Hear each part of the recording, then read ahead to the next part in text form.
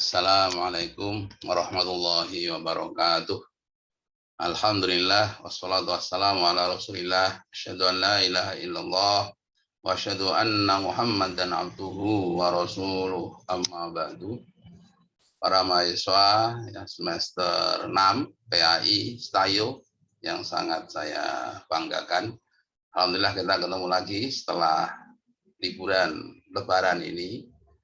Kita ketemu pada mata kuliah materi PAI 2. Dan sekarang kita berada pada episode yang ke-9.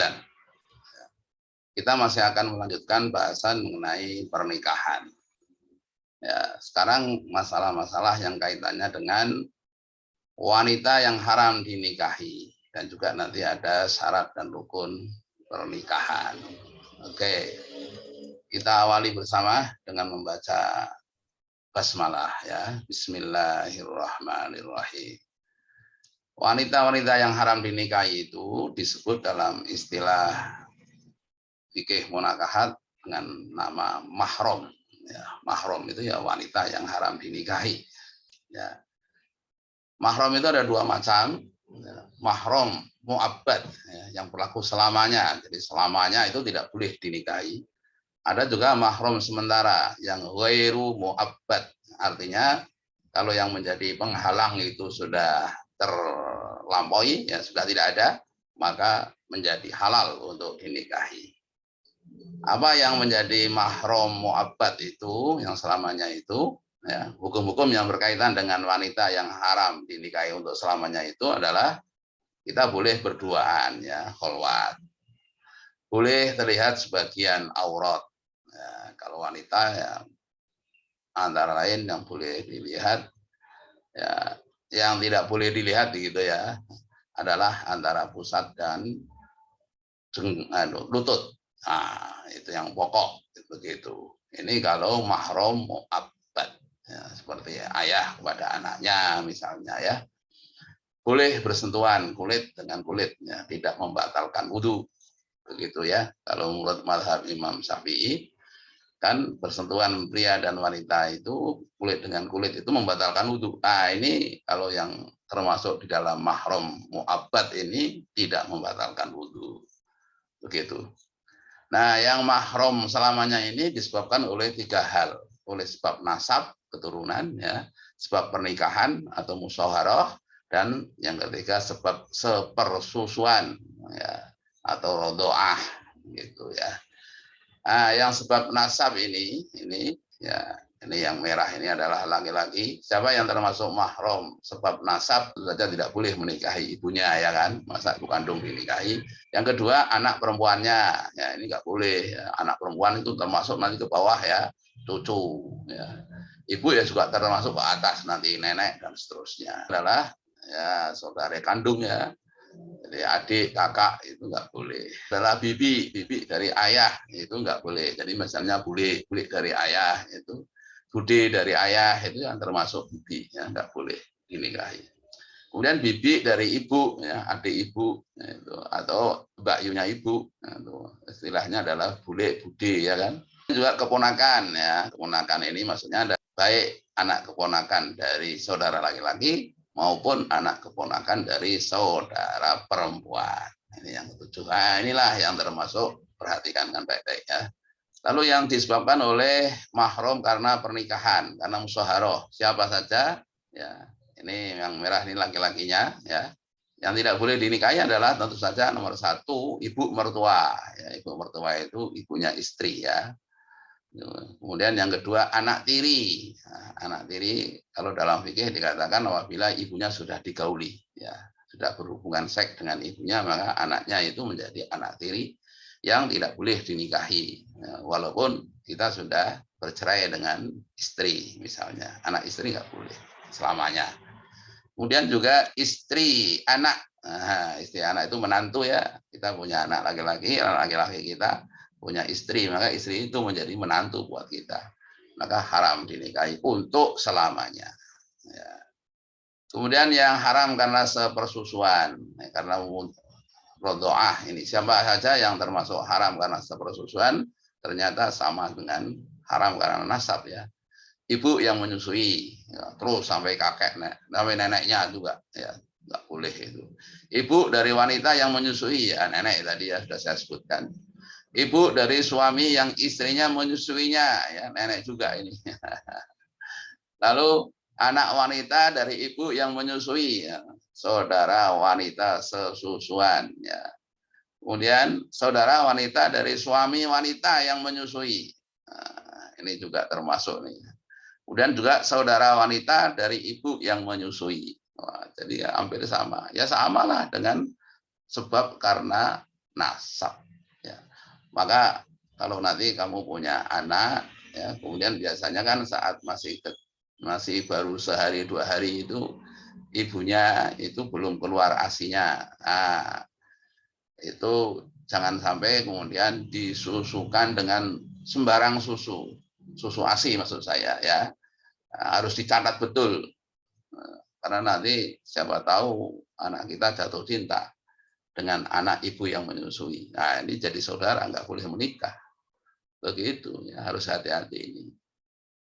Nah, jadi Islam tidak harus hati-hati dalam masalah bank ASI, ya, bank ASI. Ya. Lalu mahram yang sementara itu siapa? Ya. Yaitu yang pertama istri orang lain. Nah, selama dia menjadi istri orang lain tidak boleh kita nikahi karena dia terikat oleh pernikahan dengan laki-laki lain. Saudara ipar, nggak boleh dinikahi. Ya. Kalau istri orang lain itu sampai kapan? Sampai dia cerai dengan suaminya, habis masa iddahnya baru boleh kita nikahi. Saudara ipar, sampai kapan? Sampai kita bercerai dengan istri kita. Nah, setelah bercerai boleh aja kita bercerai karena hidup maupun bercerai karena mati. Pada umumnya bercerai karena mati kemudian mengambil adiknya. Nah, itu turun ranjang kalau dalam bahasa Jawa, ya.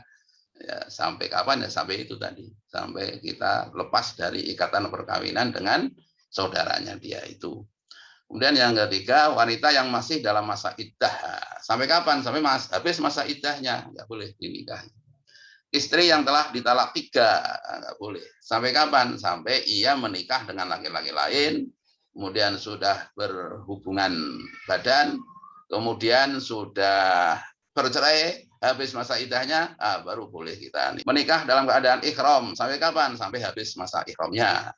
Menikahi wanita pezina, ya, sampai kapan? Sampai ia bertobat, kemudian selesai masa iddahnya saat ia berhubungan zina dengan yang lain itu. Jadi jangan sampai kemudian nanti tercampur benih yang kita punya dengan benih orang lain yang menzinai. Sampai kapan? Ya, sampai kita membayar kafarat li'an. Ya. Menikahi non muslim yang bukan kitabiah, ya, yang bukan kitabiah. Memang ini jadi perdebatan ini di kalangan ulama. Bagaimana kita menikahi wanita Katolik misalnya, ya. Ada yang membolehkan, ada yang tidak membolehkan. Tapi saya anjurkan ya buat kamu semua, carilah yang betul-betul muslimah, tulen, ya, agar nanti bisa melahirkan anak-anak yang soleh dan solihah. Inilah yang mahram karena sementara saja. Rukun nikah itu ada wali, ya, ada kedua mempelai, 2 saksi, ya, ada 2 saksi. Ini tentang rukun nikah. Ya, syarat wali nikah. Nah, ini. Ya. Syarat wali nikah itu harus 1 muslim, laki-laki. Ya, wanita nggak boleh jadi wali nikah. Ya. Kemudian akil berakal maksudnya, ya. Kemudian balik, ya, sudah balik, lalu merdeka. Merdeka itu bukan budak saya. Ya.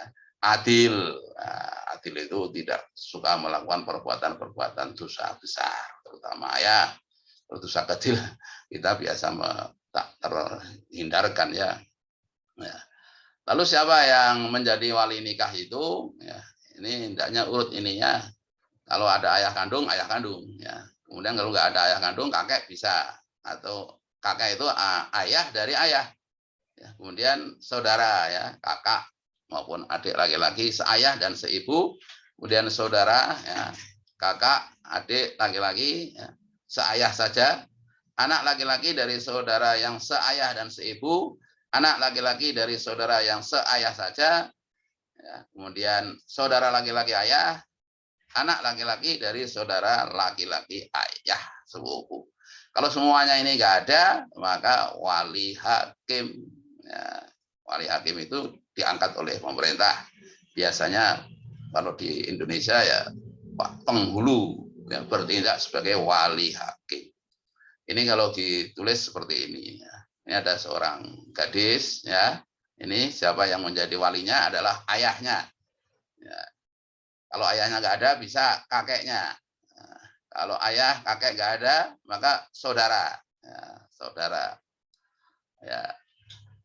Saudara lain ibu boleh juga asal seayah. Nah, asal seayah. Ya.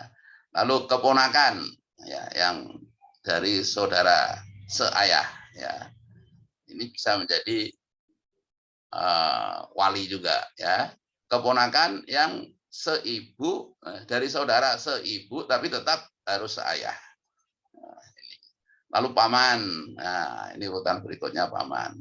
Nah, yang terakhir ini sepupu, ya, sepupu. Ini bisa, ya ini bisa menikahi, tapi juga bisa menjadi wali nikah.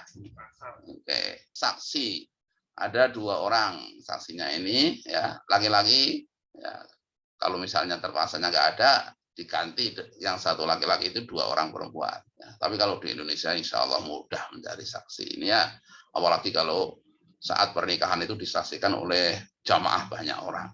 Walaupun yang tanda tangan nanti di lembar berita acara itu hanya 2 orang laki-laki, tapi saksinya sebenarnya banyak. Kemudian muslim, akil, ya, balik, merdeka, adil. Adil itu artinya tidak fasik, ya, tidak suka berbuat dosa besar. Ya. Lalu ijab kabul. Ijab itu adalah ucapan dari pihak wali, kabul adalah jawaban dari pihak manten laki-laki. Syaratnya adalah satu majelis.